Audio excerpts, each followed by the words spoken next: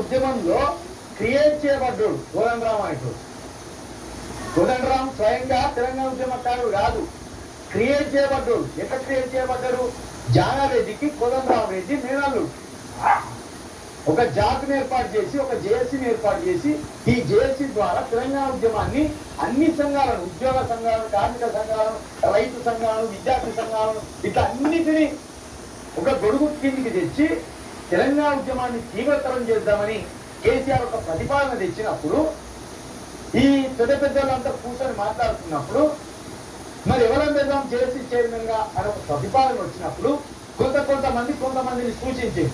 కాంచా ఐలయ్య గారు సూచించిన తర్వాత, ఆర్ఎస్ పరీన్ గారు సూచించిన తర్వాత, అప్పుడున్న ఇంకా కొంతమందిని కూడా సూచించినారు. వీళ్ళని పెడదామా మనం పెడితే మేము పని చేయం అని కాంగ్రెస్. మరి ఎవరం పెడితే పని చేస్తారో చెప్పురా.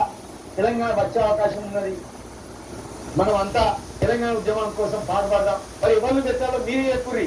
రాజీనామా చేయకపోతే తెలంగాణ ఉద్యమంలో తీవ్రతరంగా చేయకపోతాను, ఎవరు పెడదామని చెప్పురు. కానీ కేసీఆర్ ఒక ప్రతిపాదన పెట్టినప్పుడు ఈ జానారెడ్డితో పాటు రెడ్డిలో ఉన్న అది కాంగ్రెస్ లో ఉన్న రెడ్డి నాయకుడు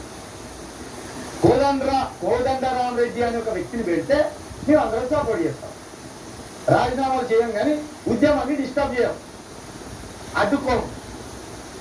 మేము వైపు పార్టీలో ఉంటూనే సజావుగా సాగేటట్టు అక్కడక్కడ చూసుకున్నా తీర్చిపెడతాం అని ఓ ఆలోచనకు వచ్చింది. గట్ల క్రియేట్ చేయబడ్డాడు కోదండరాం రెడ్డి.